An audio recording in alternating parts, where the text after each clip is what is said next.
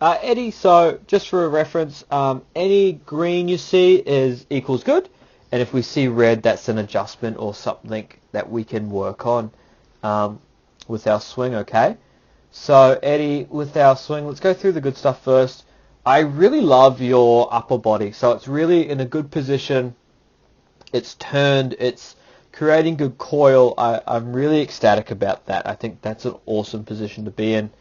Um, I really like your hip positioning.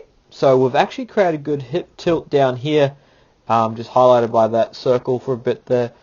So you're in a good position here with our lower body, and also with our lower body down here. So as you can see, I do have a few lines. So where the lines intersect is our hip, so I can tell that you've got some weight and loaded in there, and that's exactly where we want that to be, alright?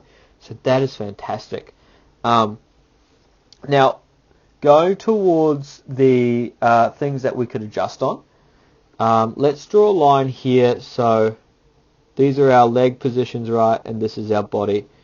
What you've actually done is you've started our posture to lean back too early. Yes, we want to have a little bit of lean, and we want to be behind the baseball, but I think you've mistaken that for the beginning of our swing.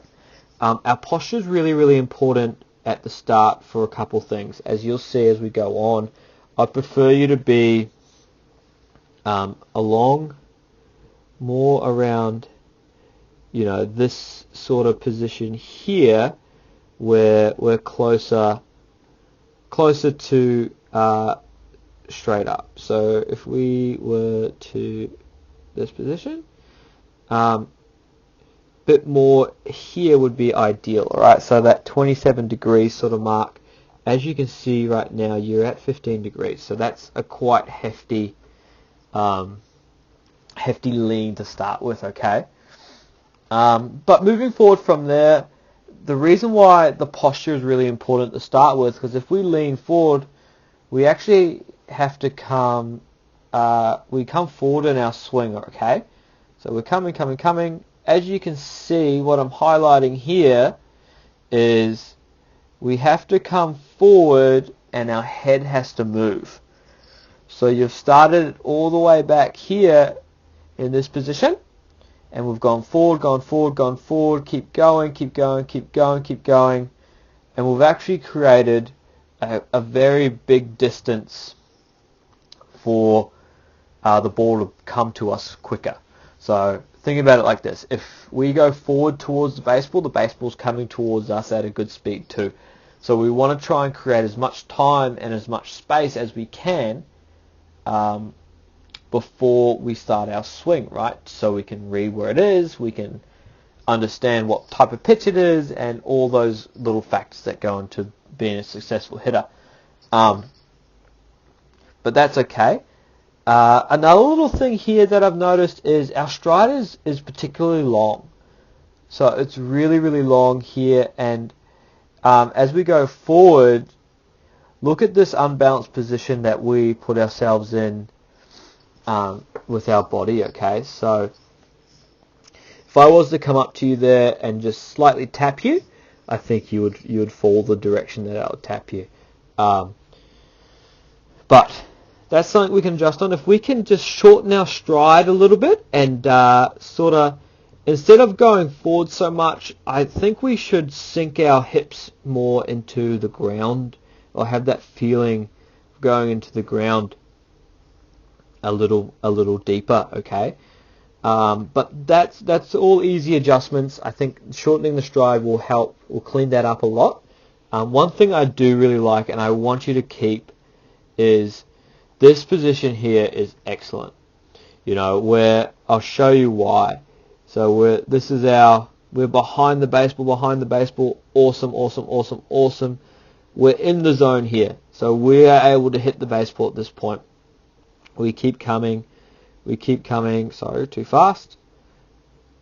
We keep coming, we accelerate through the ball, we accelerate, all the way around here.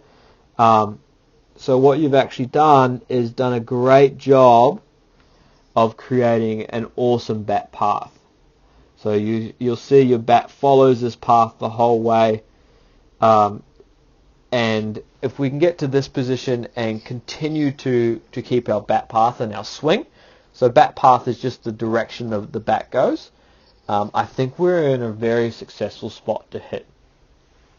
Because the reason why we want our barrel to be traveling up and to also be in the zone, so back here all the way to wherever the baseball may be, is because it gives us more room for error. And also what I've noticed here is you accelerate really, really quickly after contact, or at contact and then after. If you notice here, the gaps between the dots really start to lengthen out after contact, which is excellent. Like I was saying, if we imagine a baseball's coming down at this position here, down this way, it is a lot easier to hit on the trajectory that you're in. Okay, so if we imagine that red line is this red line here is the baseball, we have this whole area where we potentially can make contact with the baseball. Okay, so I think that is a really, really good swing we have, and a really good bat plane and bat path we have. Okay, so a couple things to remember is our stride. So our stride length is a little too long, alrighty, and then also our head movement.